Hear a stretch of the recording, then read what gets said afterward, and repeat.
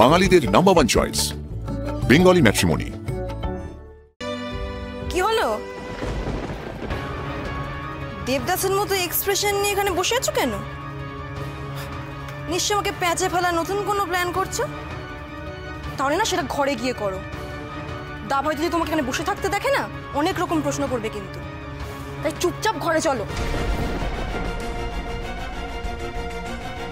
বাহ বাহ বাহ বাহ বাহ, ড্রিঙ্ক করেছো তুমি? বাহ, তাহলে ড্যাডের সামনে মদ না ছুঁয়ে এই জুস খাওয়ানো টুকটা করো কেন? হ্যাঁ,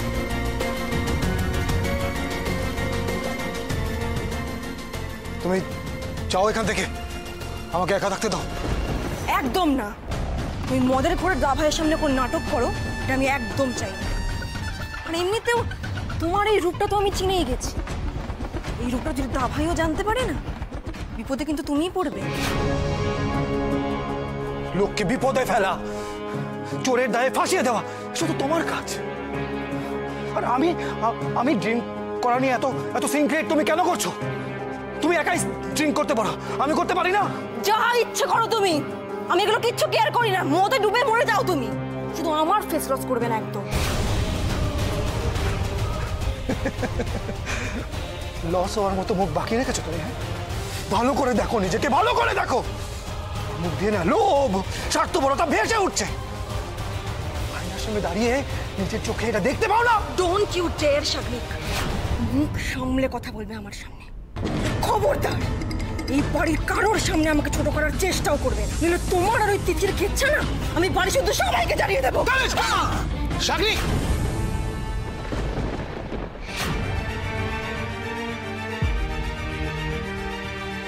দিদি এই চিঠিতে লিখেছিল, মা বাবার সামনে দাঁড়ানোর মুখ নেই রে দিশা, আমার সময় ফুরিয়ে এসেছে, আমিও তো আর বাঁচবো না। আমি জানি তুই আমার ছেলেটাকে ভালো করে মানুষ করতে পারবি, আমি জানি দিশা তুই ওকে আগলে রাখতে পারবি। কুবলাইকে তুই আগলে রাখিস, ওকে মায়ের ভালোবাসাটা দিস। আমি এই জন্যই ওকে তোর হাতে তুলে দিলাম দিশা, সবটা সামলে নিস। এদিকে আয়। কি করছিস? কি তোর মাথা খারাপ হয়ে গেছে? তুই তানিষ্কার গায়ে ভাত তুলছিস? দাভাই ও নেশা করে আমাকে মারতে আসছে। দাভাই আমি ওর কাছে এসেছিলাম ওর ভুলটা স্বীকার করতে, কিন্তু ও না শুনে মদের ঘরে আমাকে জানোই তাই বলে যাচ্ছে। দাভাই আর কত মিথ্যে নাটক করবে তানিষ্কা, আর কত মিথ্যে নাটক করবে? একদিন না একদিন তোমার এই ভালো মানুষের মুখোশটা দাদার সামনে খসে পড়বেই। মানে কি বলছিসটা কি তুই? কি হয়েছে না কি বল আমাকে। দাভাই ও যা পারছে তাই বলে আসলে, ওর নিজের হুঁশে নেই, ও জানে না ও কি বলছে, ও গোলা অব্দি নেশা করে বলছে। দাভাই আচ্ছা আচ্ছা আচ্ছা আচ্ছা তানিষ্কা, তুমি তো আমার ছোট বোনের মতো, ঠিক কি না বলো? এখন এই মদের নেশায় কি বলেছে না বলেছে সেটা নিয়ে মাথা ঘামাতে হবে না। তুমি যাও, আমি ওর সাথে কথা বলছি। তুমি এখন ঘরে যাও। যাও, তুমি ওকে একটু বোঝাও দাভাই, ও যেন এরকম আর না করে। আমি বোঝাচ্ছি, আমি কথা বলছি। তো যাও যাও যাও, তুমি এখন যাও যাও যাও যাও বলছি।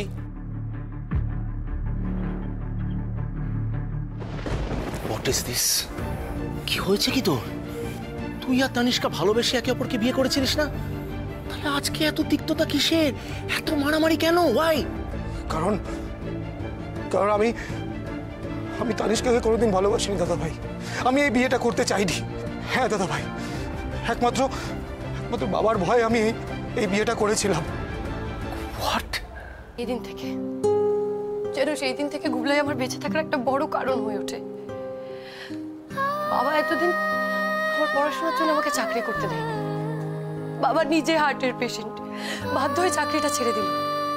আর তোমার কোনো আইডিয়া নেই আমরা কি করে এই সংসারটা ম্যানেজ করি, এই এত খরচ ম্যানেজ করি। এখন আমার একটাই লক্ষ্য, আমি যাতে ভালো একটা চাকরি পেয়ে এই সংসারটা ভালো করে সামলাতে পারি, আমার গুবলাইটাকে মানুষ করতে পারি। কিন্তু পারছি কোথায় বলো? এই লোকজনের এত কথা, এই এত অপমান, এগুলো থেকে তো আমি প্রোটেক্ট করতে পারছি না আমার ছেলেটাকে। তুমি সব করো গুবলাইয়ের জন্য, বিশ্বাস করো ও সব থেকে বেশি সেফ তোমার কাছেই থাকে। আর যদি তিথি থাকতো তাহলে হয়তো তোমার মতো করে গুবলাইকে আগলে রাখতে পারতো। আজ পর্যন্ত ওর বাবা বিমান, বিমান, তুমি জানো না গুবলাইয়ের বাবাকে? আচ্ছা, তুমি তো দিদি আর তো ভালো বন্ধু ছিলে। ও কোনো সময় বলেনি যে ওর সাথে কার সম্পর্ক তৈরি হয়েছিল? বলো না।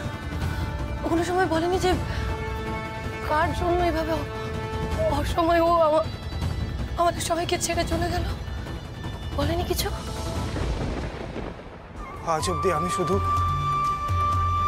একটাই মেয়েকে ভালোবেসেছি দাদা ভাই। কে সে? তার নাম তিথি।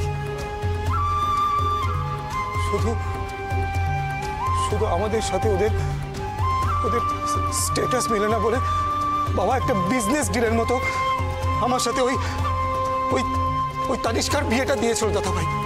শানু, এত বড় একটা কথা তুই আমার কাছে লুকিয়ে গেছিলিস, আজ এসে বলছিস? হ্যাঁ না দিশা, আমি জানলে কি সত্যিটা লুকিয়ে রাখতাম এতদিন?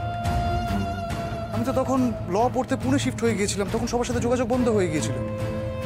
তবে হ্যাঁ, তিথি একবার আমাকে ফোন করে বলেছিল ছেলেটার ব্যাপারে। অনেকবার নাম জিজ্ঞাসা করা সত্ত্বেও কিছুতে নামটা বলতে চাইনি, বলেছিল ফিরে এলে দেখা করাবে, সারপ্রাইজ দেবে।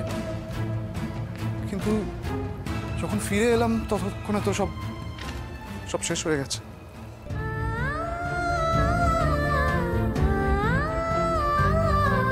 যার জন্য আমার দিদিয়াকে এত কষ্ট সহ্য করতে হলো। আমার গুবলাই বাবার ভালোবাসা ছাড়া বড় হলো, তাকে আমি ছাড়বো না। আকাশ হোক বা পাতাল, যেখান থেকে হোক, সেই মানুষটাকে আমি ঠিক খুঁজে বার করবই। তাকে তো আমিও খুঁজে বের করতে চাই দিশা। শুনেছি সে কোটিপতি ঘরের ছেলে, তাই এখনো তার খোঁজ চালাচ্ছে। আর খুব শিগগিরই তোমাকে ইউজ করে আমি একদিকে জাজ হব, আর অন্যদিকে গুবলাইয়ের বাবাকে খুঁজে এনে তার থেকেও মোটা টাকা আদায় করব। এখন শুধু সঠিক সময়ের অপেক্ষা।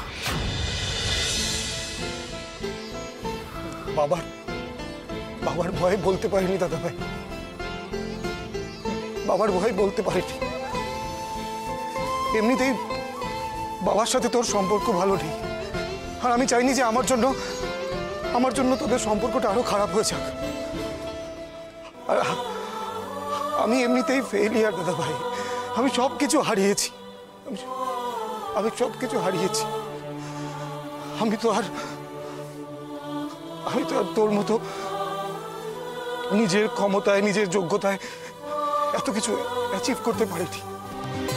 তাই আমি তিথির ভালোবাসাটাও হারিয়েছি। নিজের ভুলের প্রায়শ্চিত্ত করতে চুপচাপ ওই তানিষ্কাকে বিয়ে করে ফেললাম দাদা ভাই। ভুল? কিসের ভুল? আমি বুঝতে পারছি না কিছু। তিথি আমার সন্তানের মা হতে চলেছিল দাদা ভাই।